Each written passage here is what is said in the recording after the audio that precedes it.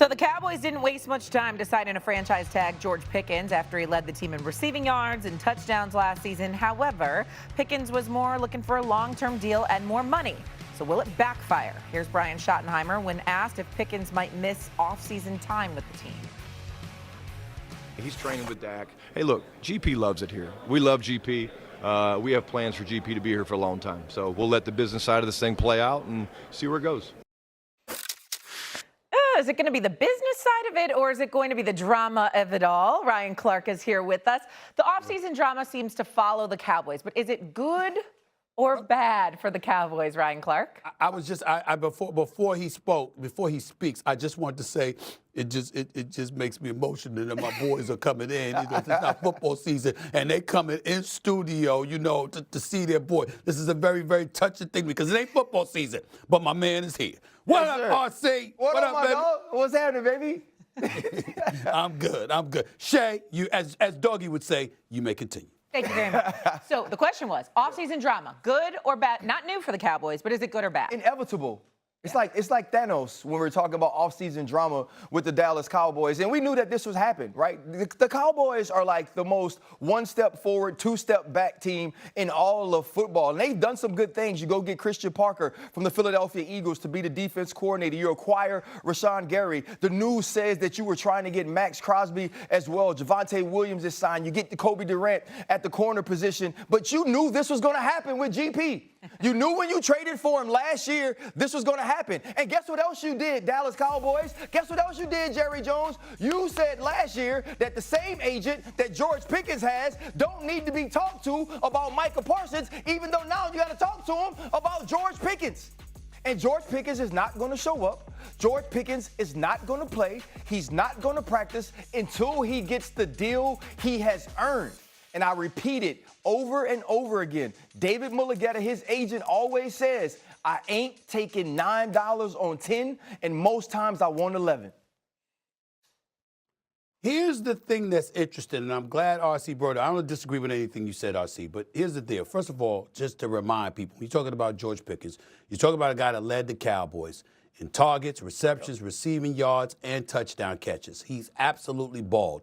And the $27.3 million tag that was placed on him so he doesn't go anywhere, we know he's worth more than that because he's proven that. So let's get that out the way right now. Where the conversation becomes very interesting, RC, however, is that the deal that he wants, the deal that he deserves. I'll lean on you for that in this regard.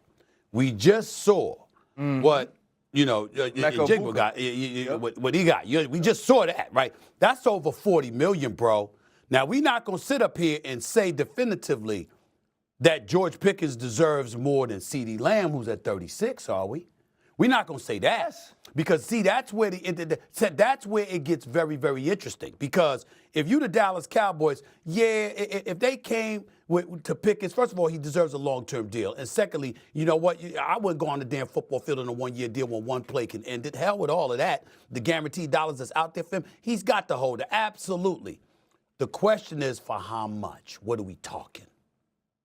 Yeah, but the problem is, and I said Emeka Ibuka, apologist, another Ohio State wide receiver, but Jackson Smith and Jigba has shown you the way that the wide receiver market is increasing. Think about when we saw a deal for Justin Jefferson, and then CeeDee Lamb followed him, becoming the second highest paid wide receiver in all of football. The market has changed. You don't get to go negotiate if you're George Pickens and say, well, when CeeDee Lamb signed this deal 2 years ago, he's worth more than I'm worth. When I played more games, when I had more catches, when I had more yardage, when I proved last year that I can not only be a 1B receiver, but I can be an absolute number 1 receiver for the Dallas Cowboys, not another team. That's the way that George Pickens is going to negotiate. George Pickens is going to negotiate on $42 million a year that Jackson Smith and Jigba got. This isn't a conversation about who CeeDee Lamb is. This is a conversation about who George Pickens is right now as it stands in the wide receiver market, Stephen A.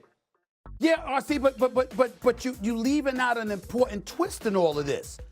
Like, CeeDee Lamb got his money from Dallas, right? Yeah. After Justin Jefferson got his money, but Justin Jefferson's on the Vikings. CeeDee Lamb on the Cowboys. The problem with this one is you talk about two teammates.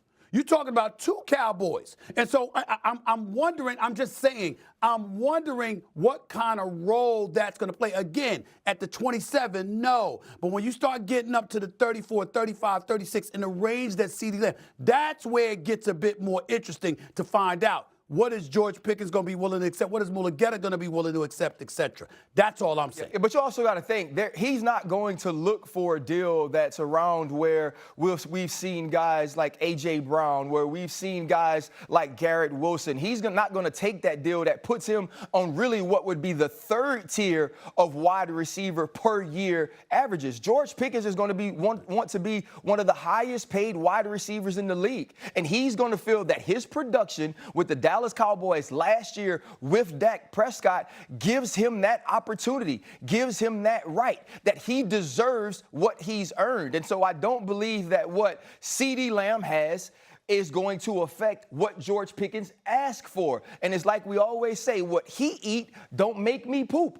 How big his house is ain't got nothing to do with how big my house can be. This is going to be negotiated on George Pickens' terms, and that's why I think this could be a difficult negotiation for Jerry Jones and the Dallas Cowboys. Okay, hold on. Who even knows if they're going to negotiate? Like, what if George Pickens? Well, they're going to negotiate. What if George Pickens actually shows up to off-season workouts, and then this is a non-factor? Let me tell you something right now. You don't want to be Shay. I mean, this is the business side right here. You know, when it's guaranteed dollars out there in 9 figures, but they talking to you about 8 figures, you ain't showing.